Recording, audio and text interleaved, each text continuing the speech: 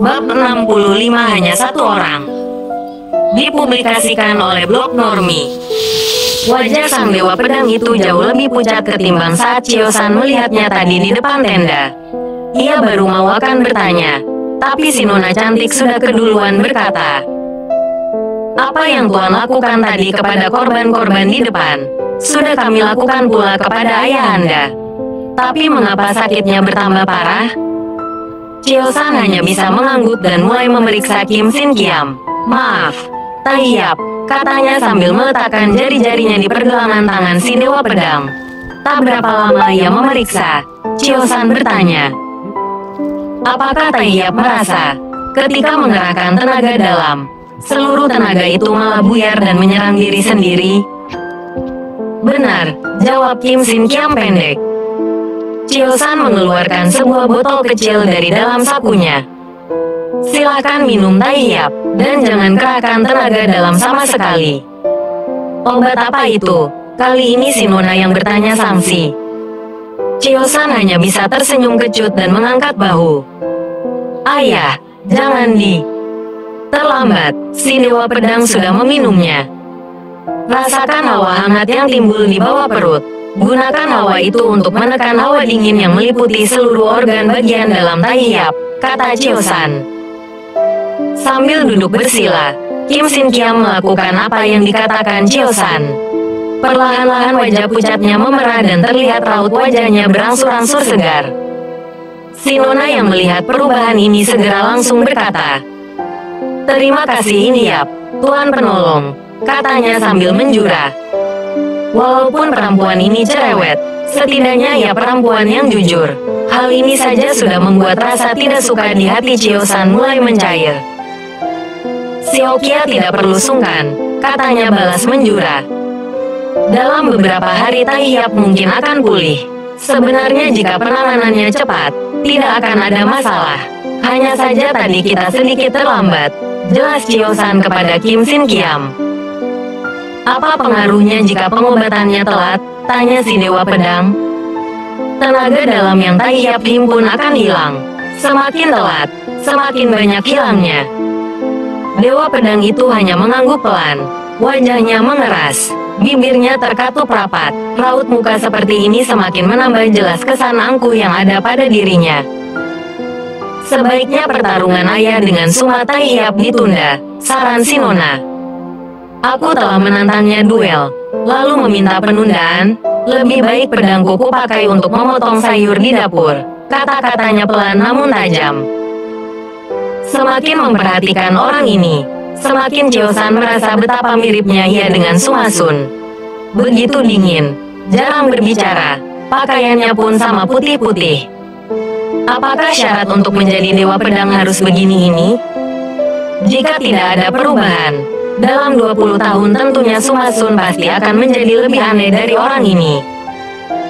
Dalam hati ia berpikir, alangkah hebatnya Suma Sun. Dalam usia belum sampai 30 tahun, ia telah mencapai tahap dewa pedang. Sedangkan menurut kabar yang ia dengar, Kim Sin Kiam ini mencapai tahap dewa pedang tanpa tanding saat berumur 40. Secara bakat, Suma Sun lebih unggul. Namun secara pemahaman dan pengalaman, Kim Sian Kim lebih unggul. Persaingan antara semangat dan bakat orang muda dengan pemahaman dan pengalaman kaum tua selalu terjadi sepanjang zaman. Sejak dahulu kala, pemenangnya pun bergiliran dari muda ke tua dan tua ke muda. Kali ini, apakah si muda yang menang atau si tua yang berjaya? Chiosan tidak bisa menjawab. Karena si muda sedang asik mabuk-mabukan dan si tua sedang berbaring sakit. Kejadian si muda yang bermabuk-mabukan dan si tua yang berbaring sakit ini pun juga bukan kejadian baru. Semenjak dahulu sudah ada kejadian macam begini. Sejarah sebenarnya terus berulang, dan kejadian yang sama terus berlangsung. Hanya pelaku, waktu, dan tempat yang berbeda. Manusia yang bijak adalah yang belajar dari kejadian-kejadian ini. Sayangnya manusia yang bijak jumlahnya tidak terlalu banyak. Namun walaupun begitu, setidaknya dunia masih bisa menaruh sedikit harapan kepada jumlah yang tidak terlalu banyak itu.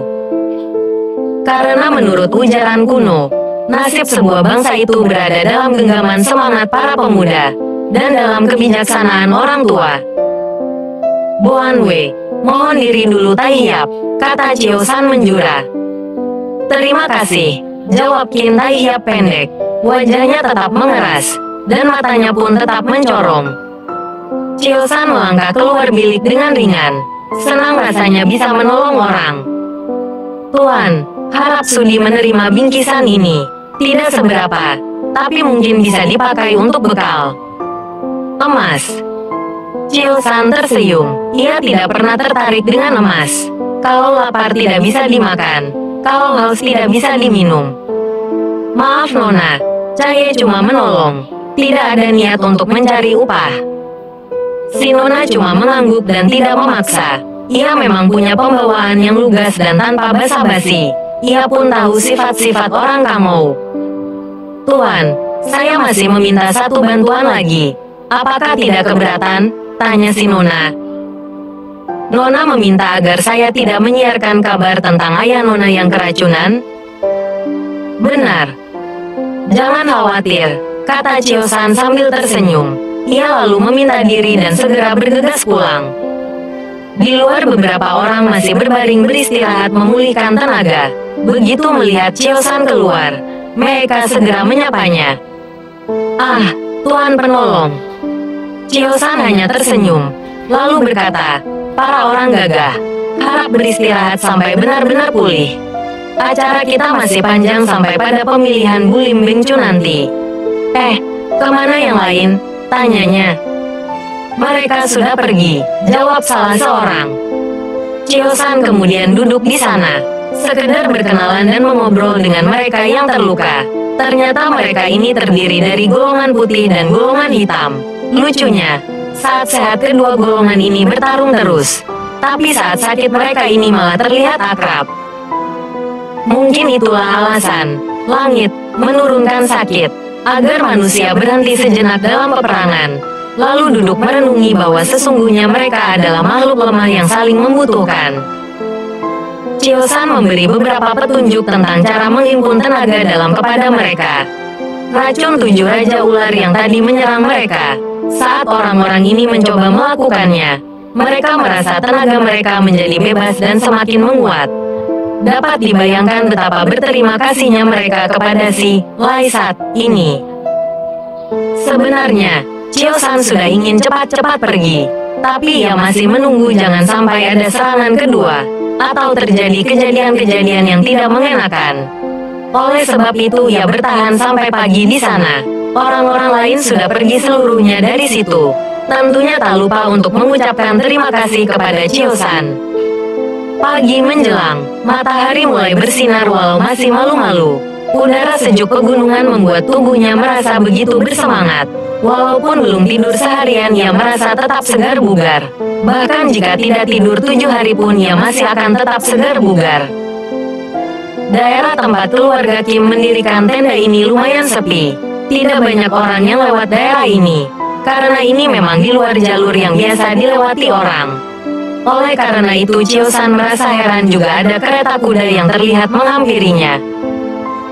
Siapa lagi kah yang datang? Urusan macam apa lagi kah yang harus dihadapinya? Ia sudah tidak peduli lagi. Orang yang mengalami berbagai macam kejadian seperti dirinya, tentu tak akan peduli lagi. Mau terjadi, ya terjadilah. Kalau harus dihadapi, kenapa tidak dihadapi? Maka ia kini tersenyum kepada kusir kereta. Mungkin saja ini tamu yang ingin mengunjungi keluarga Kim. Si kusir pun tersenyum dan bertanya, apakah Chiohe yang bernama Laisat? Benar, ia menjawab, sedikit senyum tapi mengangkat alis. Ternyata mencari diriku, tak peduli menyamar atau tidak. Kenapa urusan selalu saja datang? Ia benci kesulitan, tapi herannya kesulitan seperti cinta mati kepadanya. Si kusir tidak menjawab.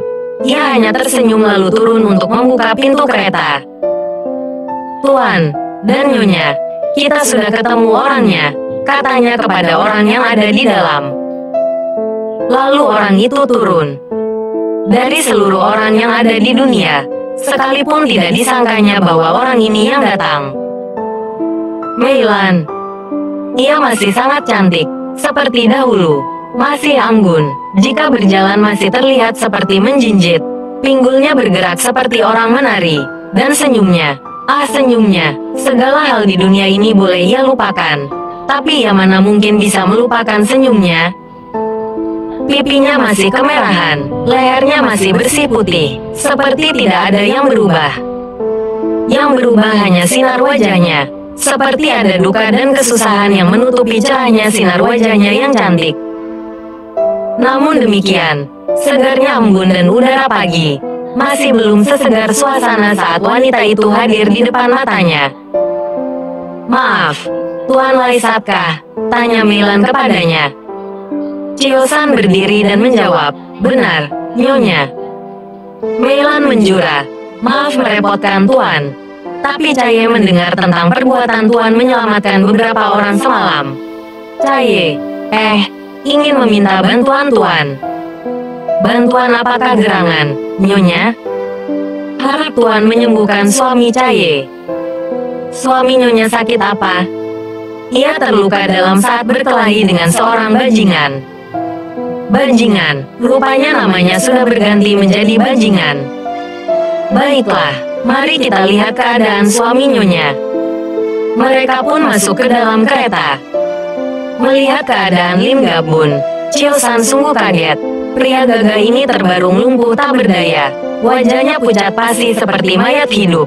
Tapi ia masih bisa tersenyum dan menyapa. "Salam Siansing, tabib sakti. Maaf tidak bisa menyambut dengan sepantasnya." Chiosan pun tersenyum dan memberi salam juga. Segera ia memeriksa nadi pria malang itu.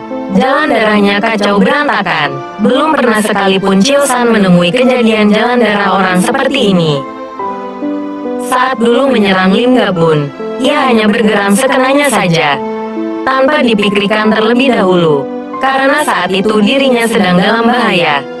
Secara refleks, ia mengeluarkan jurus 18 tapak naga. Ia tak menyangka, pukulan 18 tapak naga yang ia lancarkan akan menghasilkan akibat seperti ini. Dengan sekuat tenaga ia menahan perasaan dan air matanya. Bagaimanapun ia tidak memiliki dendam kepada kedua orang ini. Sesakit apapun perasaan yang ia rasakan saat hatinya patah dahulu, tidak mampu melawan rasa perih yang dirasakannya saat melihat keadaan suami Meilan ini. Ia tak sanggup berkata apa-apa juga. Meilan yang kemudian membuka suara. "Bagaimana keadaannya Tuan? Apa bisa disembuhkan?" "Akan saya coba." Ia mengerahkan tenaga dalamnya dalam menyalurkannya lewat punggung Lim Gabun. Serta merta murid berbakat dari Kunlun Pai itu merasakan betapa badannya kini terasa hangat. Rasa hangat itu menyebar menembus seluruh tubuhnya, mengisi rongga dada dan perutnya. Sinkang, tenaga sakti, yang diperoleh Chiosan dari tumbuhan jamur di dalam gua dulu memang sungguh dahsyat dan tiada banding. Memakan satu jamur itu saja sudah sanggup menambah tenaga berlipat-lipat. Apalagi Chiosan yang memakannya hampir tiap hari selama 3 tahun. Tenaga itu melindungi pemiliknya dari berbagai serangan racun dan luka dalam. Oleh karena itu begitu tenaga itu ia salurkan, segera Sinkang itu bergerak dengan sendirinya mengisi seluruh tubuh Lim Gabun, menyelimuti organ-organ bagian dalamnya yang terluka.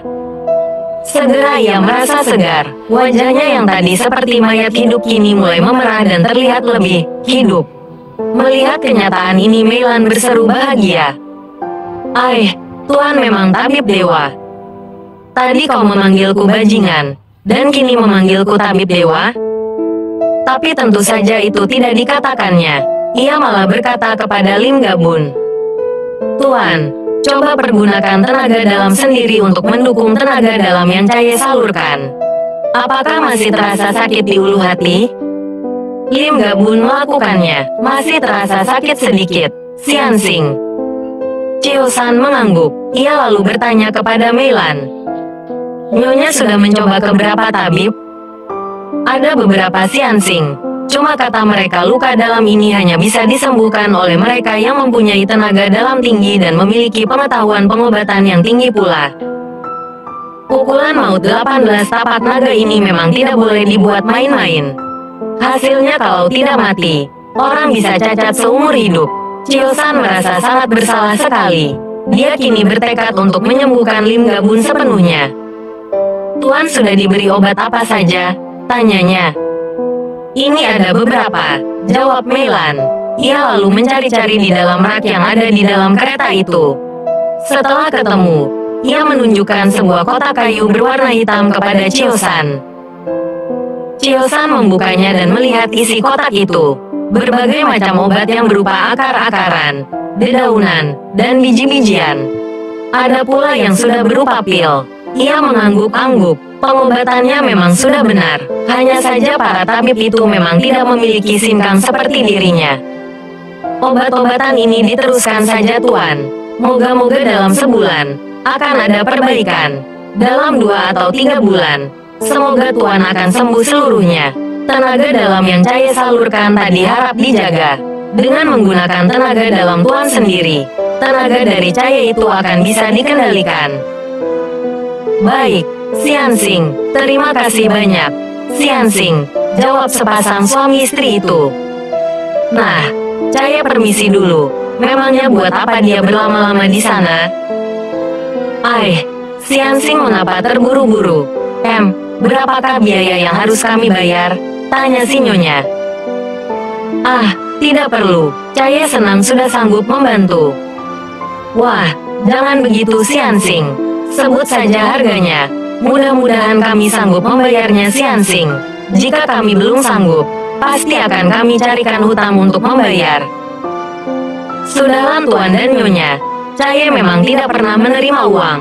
Hanya membantu orang saja. Ia tersenyum kecut. Kalau begitu kami tidak berani lancang memaksa. Lalu Meilan membuka rak lagi dan mengeluarkan sebuah guci. Sudikah Xianxing menerima ini? Ini adalah arak yang paling terkenal dari kota Yansa. Namanya arak Hong Tong Jiu. Tanpa perlu dijelaskan siapa-siapa, tentu Chiosan tahu arak apa itu.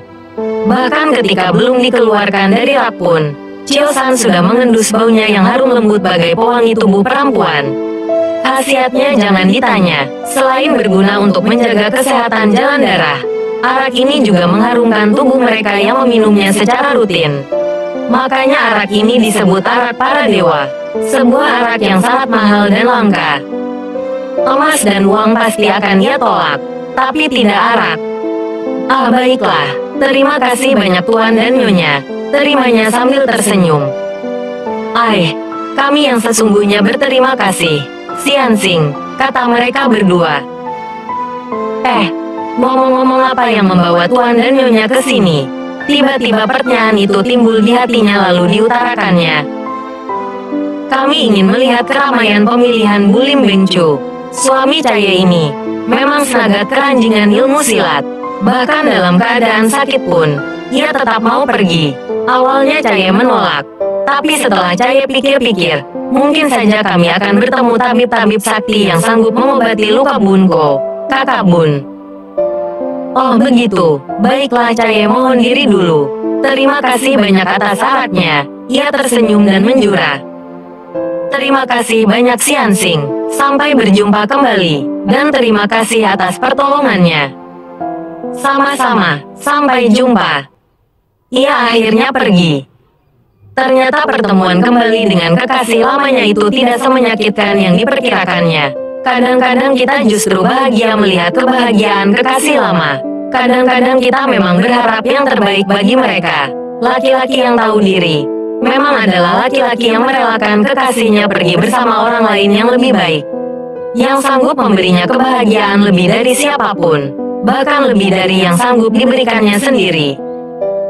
Laki-laki memang harus seperti itu, dan Chiosan adalah laki-laki. Sekarang laki-laki itu berjalan dengan ringan karena ia merasa segala beban di hatinya telah terangkat. Ia merasa telah memperbaiki seluruh kesalahannya. Ia pun merasa Meilan telah berada dalam cinta laki-laki yang tepat. Pria gagah yang tampan, dan juga punya penghidupan yang jelas. Kereta mewah seperti tadi hanya sanggup dibeli oleh orang yang benar-benar punya banyak uang. Kini ia berjalan kembali ke tempat rombongan Sumasun berada. Matahari sudah meninggi dan udara masih tetap sejuk. Sepanjang jalan ia bertemu dengan orang-orang Kangou yang mendaki untuk sampai ke puncak Taisan. Tak lama sampailah ia di tempat rombongan Sumasun. Mereka ternyata belum pergi dari situ. Laiko, kaukah yang melakukan perbuatan itu? Tanya Kau Cheng Lun begitu melihat kedatangan Laisat. Perbuatan apa? Menyembuhkan banyak orang dari serangan racun.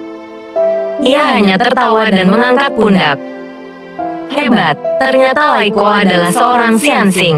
Wah, di tempat ini memang banyak sekali naga sembunyi, harimau mendekam, kata Kau Cheng Lun. Bagaimana keadaan Sumata Hiap? Tanya Chiosan. Beliau sedang tidur, itu di bawah pohon sana, katanya sambil menunjuk. Kau Engyong mau kemana? Tanya Chiosan. Mandi biar segar, katanya sambil tersenyum lebar. Chiosan tersenyum dan berjalan ke tempat Sumasun tidur. Saat berjalan ke sana, ia bertemu Ang Lin Hua yang baru keluar dari warung. Sedikit mengangguk dan memberi salam. Selamat datang kembali, Xianxing, kata Ang Lin Hua menjura. Selamat bertemu kembali, Ang Li Hiap, balas Chiosan tersenyum pula. Di mana Lu Tai Hiap? Beliau di dalam warung sedang sarapan. Oh, mereka berdua pun bergegas menuju tempat Sumasun tidur. Ia tidur dengan pulas. Sepulas bayi yang baru saja menetek. Sepertinya sudah tak tertolong lagi ya, tanya Ang Lin Hua sambil tersenyum kecut. Jika itu jalan pilihannya, ya sebagai sahabat kita tidak bisa menghalanginya, jawab Chiosan. Mereka lalu duduk di bawah pohon. Selama beberapa hari ini, pekerjaan mereka memang hanya duduk di bawah pohon. Kadang-kadang di dalam hidup ini, terdapat banyak hal yang tidak sanggup kita lakukan namun harus kita hadapi. Kadang-kadang pula begitu banyak yang harus kita lakukan, dan begitu banyak yang harus kita hadapi. Ada orang yang menghadapinya dengan penuh kecemasan dan rasa takut. Ada orang yang menghadapinya dengan penuh keberanian dalam menghadapi tantangan. Ada pula orang yang menghadapinya secara biasa-biasa saja. Ang Lin Hua menghadapinya dengan penuh kecemasan. Sumasun menghadapinya dengan penuh gagah berani. Chiosan menghadapinya dengan biasa-biasa saja. Semua orang berhak memilih jalan dan caranya sendiri-sendiri. Kehidupan. Begitu banyak yang tidak terjawab, begitu banyak rahasia, begitu banyak kenangan. Kenangan. Begitu berarti, namun juga begitu tidak berarti. Begitu berharga, namun begitu tak berguna. Hal yang sering dilupakan manusia adalah kebahagiaan itu milik masa kini, bukan milik masa lalu, atau masa depan. Jika tidak melakukan apa-apa untuk kebahagiaan masa kini, siapa yang menjamin kau akan bahagia di masa depan? Siapa yang menjamin sampai besok kau masih tetap hidup?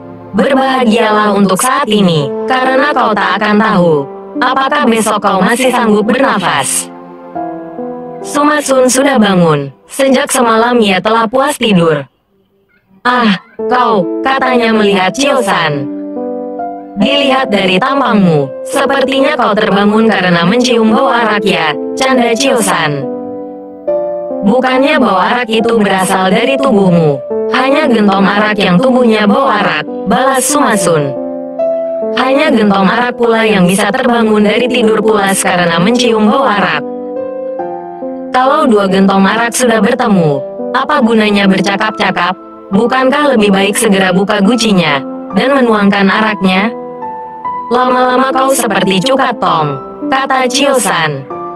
Menjadi Cukat Tong juga tak ada ruginya. Apalagi menjadi Sumasun. Betapa hebatnya Cukat Tong dan Sumasun.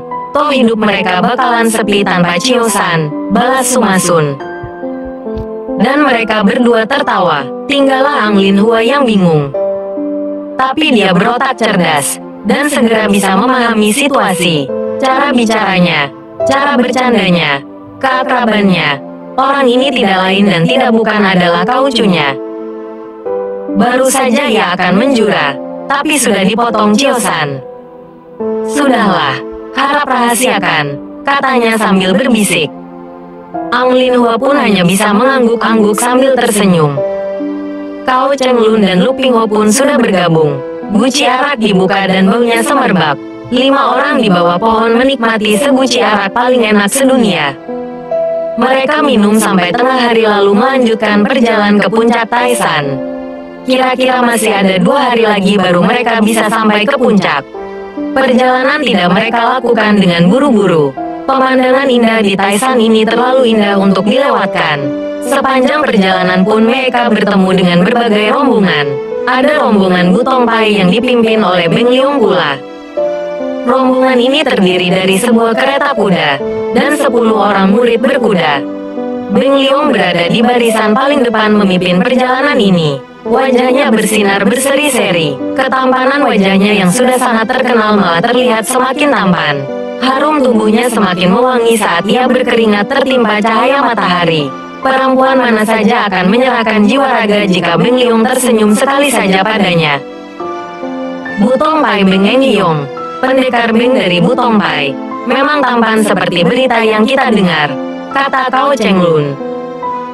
Orang buta seperti aku pun mengakui jika ia tampan, kata Suma Sun sambil tertawa. Semua menimpali sambil tertawa. Menurut Suma Taihiap, bagaimana ilmu silatnya? Tanya Cao Cheng Lun. Aku belum pernah melihat ia bertarung, kata Suma Sun. Oh, ya, bagaimana aku bisa melihat? Kan aku buta. Semua orang tertawa. Coba kau tanyakan Lai Xianxing. Chiao San kini sudah disebut sebagai Xianxing pula oleh Suma Sun. Perbuatannya semalam rupanya sudah menyebar ke seluruh orang yang berada di Taishan ini. Xianxing pernah melihatnya bertarung? Pernah, jawab Chiao San. Bagaimana menurut Xianxing? Harap jangan panggil aku Xianxing. Aku merasa seperti orang tua, katanya sambil tertawa. Panggil aku Koko saja. Baiklah Laiko. Nah, bagaimana ilmu silat Beng Liong menurut Laiko? Menurutku, Beng Liong adalah salah seorang pendekar muda paling hebat pada zamannya. Jika diadu dengan Chiao San Kaucu dari Mokau, kira-kira siapa yang lebih unggul? Keempat orang itu tertawa. Kenapa tuan-tuan tertawa? Tanya Cao Cheng Lun bingung.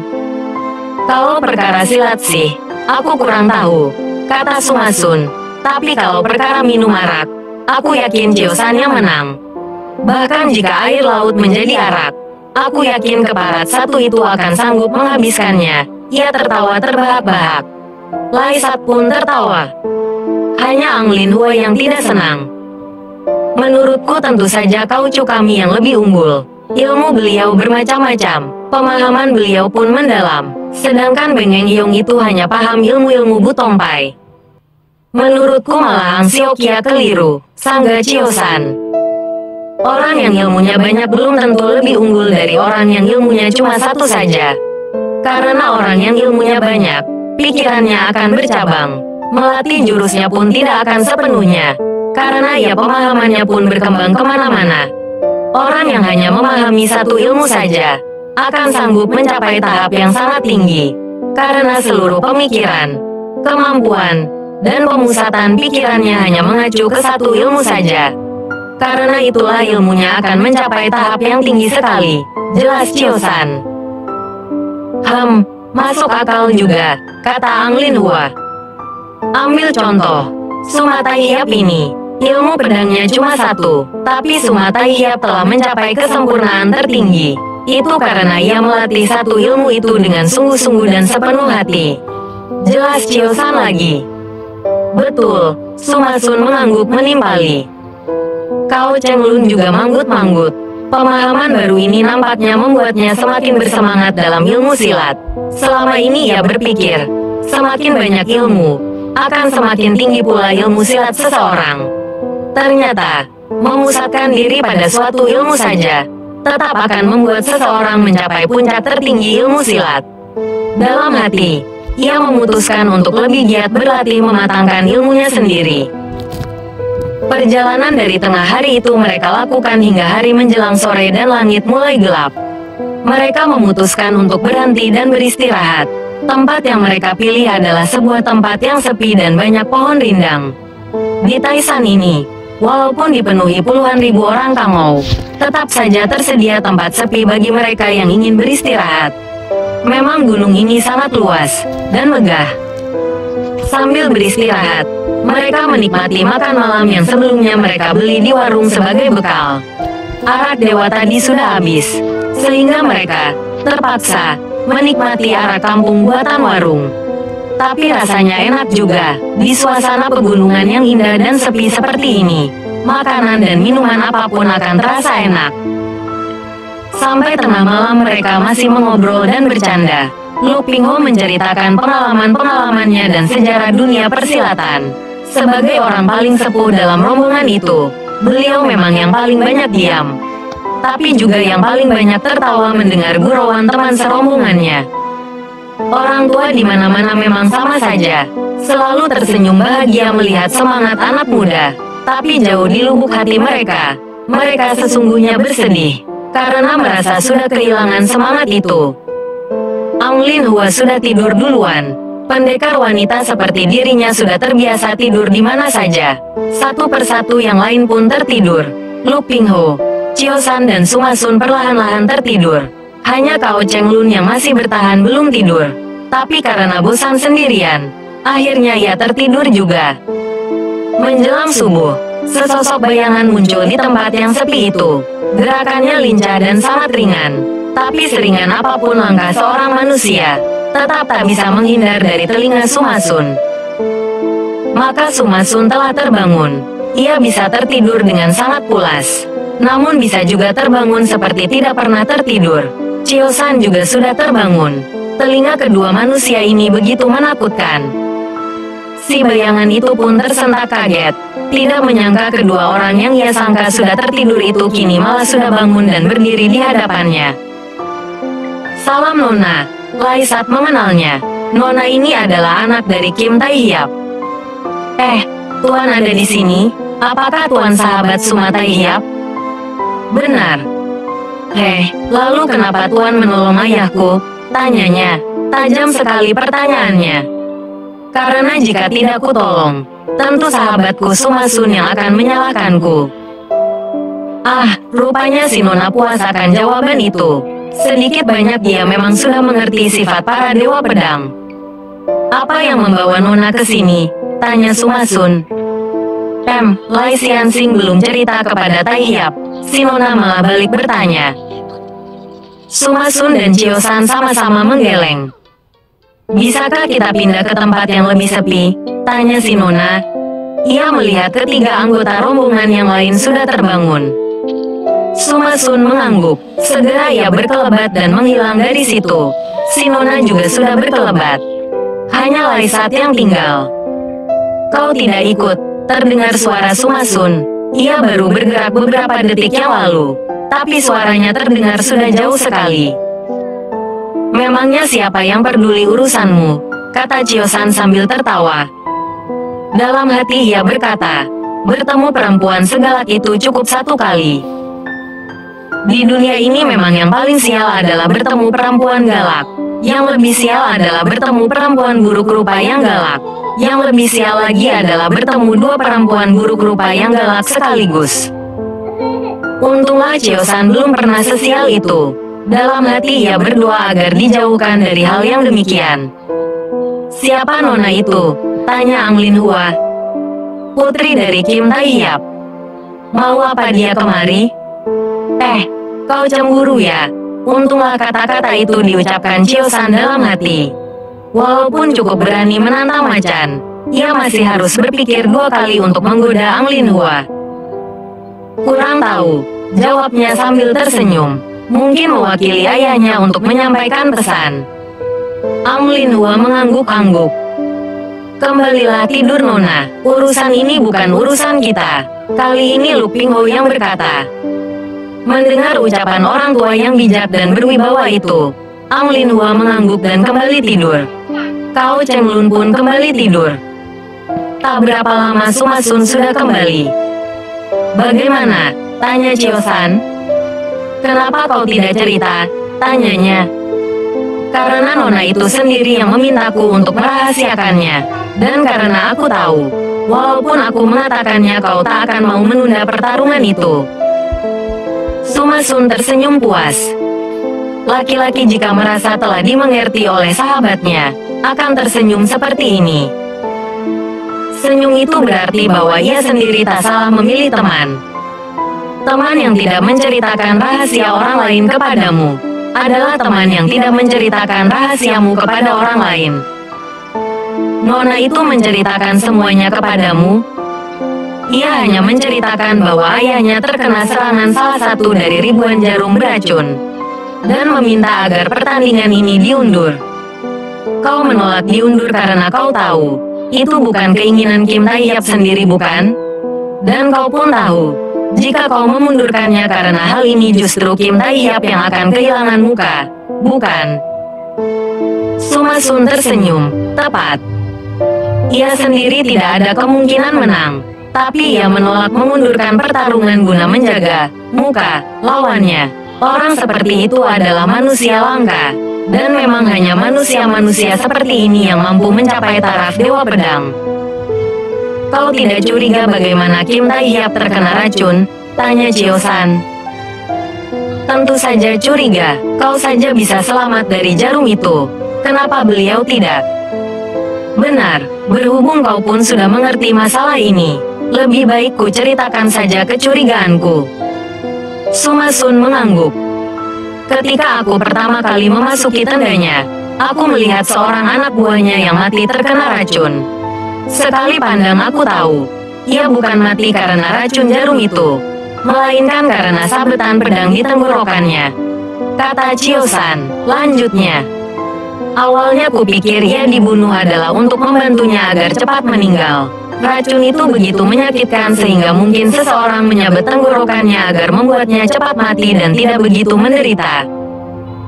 Tapi begitu aku masuk ke dalam bilik kamar Kim Tae-hyap dan melihat bahwa Belayu keracunan, aku curiga bahwa si anak buah yang mati itulah pelaku sebenarnya yang meracuni Kim Tae-hyap.